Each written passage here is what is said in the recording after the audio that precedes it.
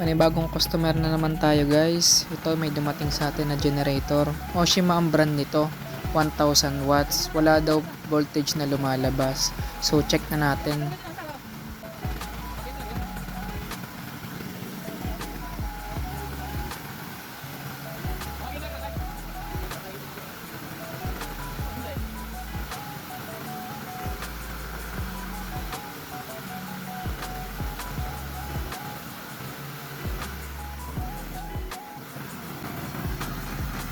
Sa puntong to, sinukatan namin ng voltmeter yung ating output ng generator. 10 volts lang yung lumabas. So, may problema.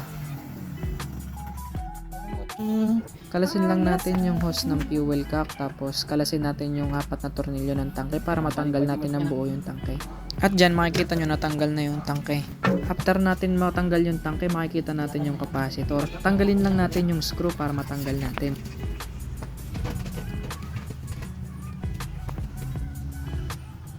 Sa puntong to, tinatanggal ko yung screw para ma-check natin kung tama pa ba yung value ng capacitor natin.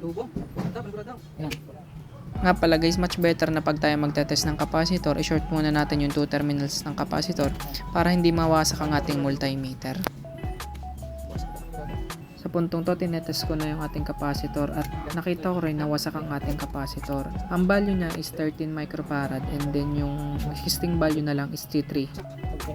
Sa puntong ito nga pala mga guys, kinikring ko lang ulit yung ating terminal lugs para masikip pag pinasok natin sa ating capacitor.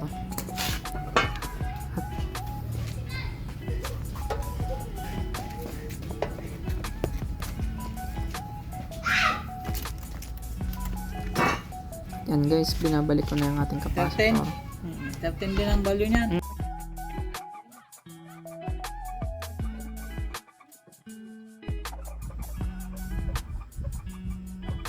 Tapos guys, tapean lang natin yung capacitor. Kasi 4 na terminals yan. Pinutol ko lang 2. Tapos nilagyan ko lang ng tape. Tapos pagkatapos nyan, lagyan lang natin ng zip tie para may place natin sa iba. Kasi hindi na yan yung stock na capacitor. Lagyan lang natin ng zip tie para masecure natin yung paglalagay natin. Katapos nyan, balik lang natin yung fuel hose sa may fuel cap. And then kabit na natin yung 4 na tornilyo. Ayan guys, kung makikita nyo, nag-output na. Kung natulungan ka ng video na to guys, pa-like and pa-subscribe naman sa ating YouTube channel para subaybay ka sa ating mga susunod na video. Pa-comment na rin kung taga saan ka para malaman ko kung saan nakaabot tong video na to. At para matesting pa talaga natin kung goods yung trabaho natin, testingin natin sa ibang appliances. Yan guys, makikita nyo dyan ang ating output ng ating voltahe. 230 lang sa ating multimeter. Goods na mga tolls. Salamat sa panonood.